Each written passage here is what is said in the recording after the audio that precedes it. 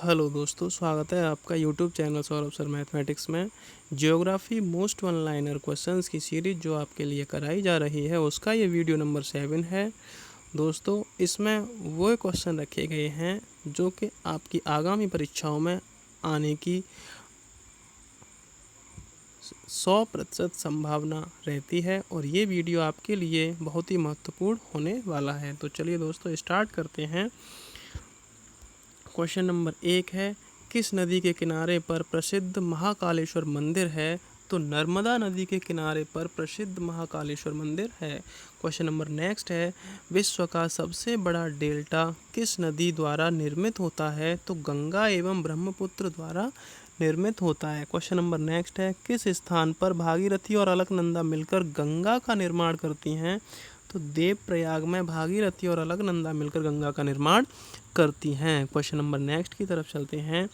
अरावली पर्वत श्रृंखला किस नदी प्रणाली से विभाजित होती है? तो चंबल एवं साबरमती नदी से विभाजित होती है। क्वेश्चन नंबर नेक्स्ट है, लूनी नदी कहाँ गिरती है? तो कच्छ का रण में लूनी नदी गिरती है। क्वेश्चन नंबर नेक्स्ट है, तिब्बत में मानसरोवर झील के पास से कौन सी नदियाँ निकलती हैं?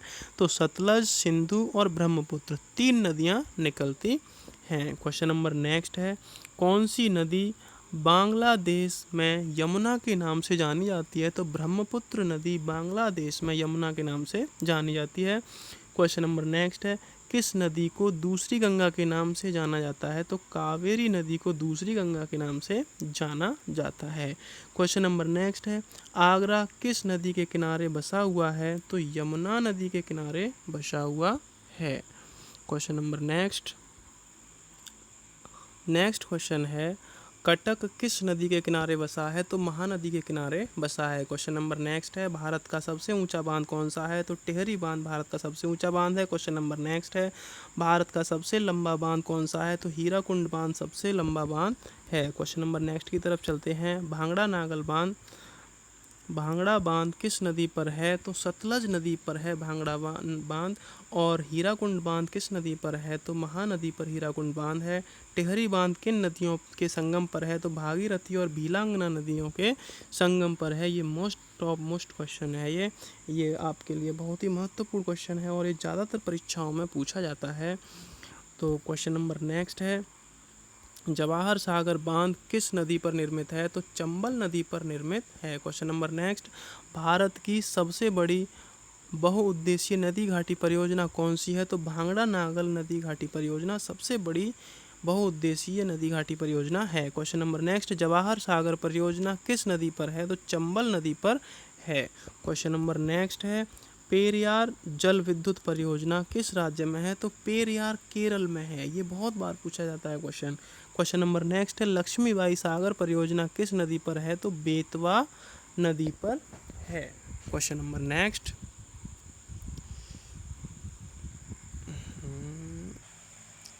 टेलीफोन, रेडियो, टेलीविज़न और रडार के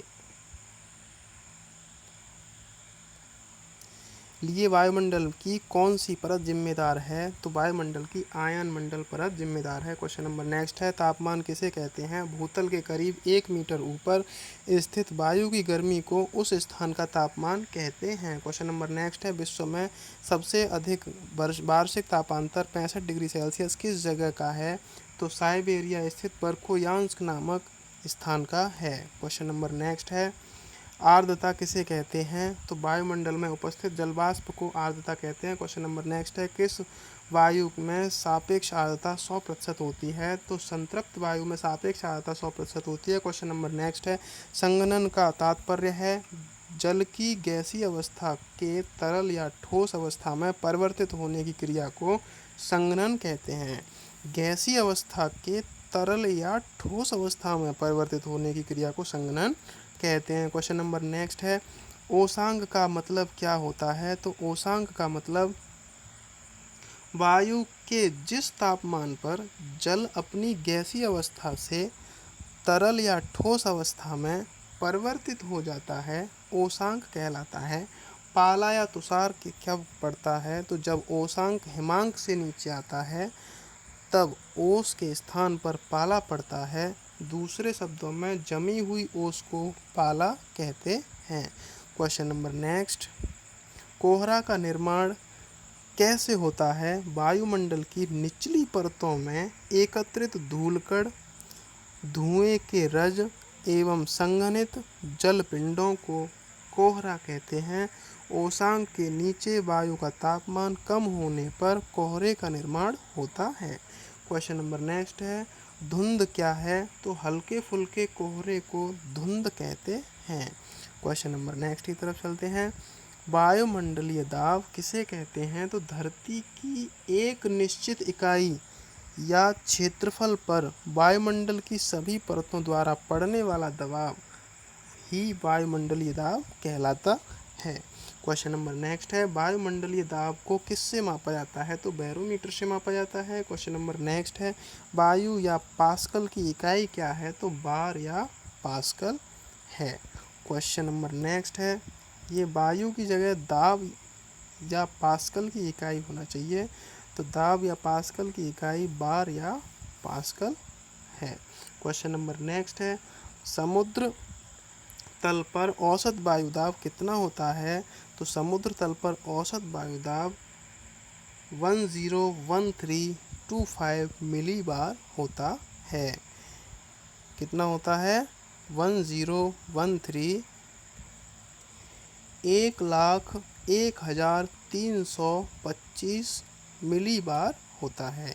क्वेश्चन नंबर नेक्स्ट है, समदाब रेखा क्या है? तो समुद्र तल पर समान वायुदाब वाले क्षेत्रों को मिलाने वाली रेखा समदाब रेखा कहलाती है। क्वेश्चन नंबर नेक्स्ट है, धरातल की तुलना में वायुदाब कहाँ अधिक होता है? तो समुद्र तल पर वायुदाब अधिक होता है। क्वेश्चन नंबर नेक्स्ट, किसी भी स्थान पर वायुदाब कितनी बार घटता या बढ़ता है? तो 2 बार घटता है, 2 बार बढ़ता है। क्वेश्चन नंबर नेक्स्ट है, हवाओं के बहने की वजह क्या है? तो दाब प्रवणता हवाओं के बहने की वजह है। क्वेश्चन नंबर नेक्स्ट, बैरोमीटर के पठन में तेजी से गिरावट किस बात का संकेत है? तो तूफानी मौसम का संकेत है। जब एकदम से बैरोमीटर का पाठ्यांक गिरता है तो तूफानी मौसम की संभावना होती है। क्वेश्चन नंबर नेक्स्ट है, बैरोमीटर के पठन का पहले गिरना फिर धीरे धीरे बढ़ना क्या दर्शाता है? तो वर्षा की स्थिति दर्शाता है। दोस्तों, इस वीडियो में आपसे 2 क्वेश्चन पूछे जाएंगे और उनका जवाब आप हमारे कमेंट बॉक्स में लिखकर दे सकते हैं। यदि आपको वीडियो अच्छा लगता है तो लाइक करें। यदि आप हमारे चैनल पर पहली बार विजिट कर रहे हैं तो हमारे चैनल को सब्सक्राइब करें और पास में आए बेल आइकन को अवश्य दबाएं। क्वेश्चन नंबर नेक्स्ट, बैरोमीटर के पठन का लगातार बढ़ना किस मौसम का सूचक है? तो प्रतिचक्रवात और साफ मौसम का सूचक है। क्वेश्चन नंबर नेक्स्ट है, सेल्सियस थर्मामीटर यंत्र के आविष्कारक कौन थे? तो एंडर्स सेल्सियस थर्मामीटर के आविष्कारक थे। क्वेश्चन नंबर नेक्स्ट की तरफ चलते हैं, केस आर्द्रता मापी यंत्र के आविष्कारक कौन थे? तो डी सॉसर केस आर्द्रता मापी यंत्र के आविष्कारक थे। क्वेश्चन नंबर नेक्स्ट है, पृथ्वी के धरातल पर कितने वायुदाब कटिबंध हैं? तो 4 वायुदाब कटिबंध हैं। क्वेश्चन नंबर नेक्स्ट है, विश्व के सभी उष्ण मरुस्थल किस कटिबंध में पाए जाते हैं? तो उपोष्ण उच्च वायुदाब कटिबंध में पाए जाते हैं। क्वेश्चन नंबर नेक्स्ट, रिक्त स्थान में बादलों की दिशा एवं गति का मापन किया जाता है। तो नेफोमीटर से बादलों की दशा व गति का मापन किया जाता है। अगला क्वेश्चन है, कम रिक्त स्थान है की वजह से बादल वायुमंडल में तैरते हैं। तो किसकी वजह से?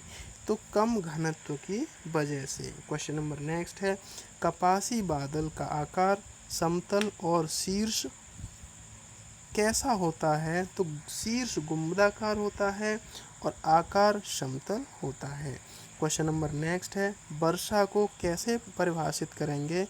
तो जल वाष्प की बूंदें जल के रूप में पृथ्वी पर गिरती हैं तो उसे वर्षा कहते हैं। क्वेश्चन नंबर नेक्स्ट है और इस वीडियो का अंतिम क्वेश्चन है, वायु के ठंडा होने की विधियों के अनुसार वर्षा कितने प्रकार की होती है? तो 3 प्रकार की होती है। क्वेश्चन नंबर 1 संवहनीय वर्षा, नंबर 1 संवहनीय वर्षा, नंबर 2 पर्वतकृत वर्षा, नंबर 3 चक्रवाती वर्षा। और दोस्तों ये आपके लिए क्वेश्चन है, भारत में हिमालय पर्वत श्रृंखला की सबसे ऊंची चोटी का नाम क्या है? वो आप हमारे कमेंट बॉक्स में लिखकर बताएंगे। यदि आपने हमारी पिछली वीडियो देखी होगी ज्योग्राफी की, तो उसमें आपको ये ज़रूर क्वेश्चन देखने को मिलेगा। और अगला क्वेश्चन है, भारत की कौन सी पर्वत चोटी संसार की दूसरी सबसे ऊंची चोटी है? इसका जवाब भी आप हमारे कमेंट बॉक्स में लिख कर दे सकते हैं। यदि आप इसका जवाब पाना चाहते हैं तो हमारे आने वाली वीडियो का इंतज़ार करें, उसमें आपको इसका जवाब ज़रूर मिलेगा। यदि आप जानते हैं तो हमें कमेंट बॉक्स में कमेंट कर सकते हैं। यदि आप हमारे चैनल पर पहली बार विजिट कर रहे हैं तो हमारे चैनल को सब्सक्राइब करना ना भूलें। वीडियो अगर अच्छा लगा हो तो लाइक करना ना भूलें।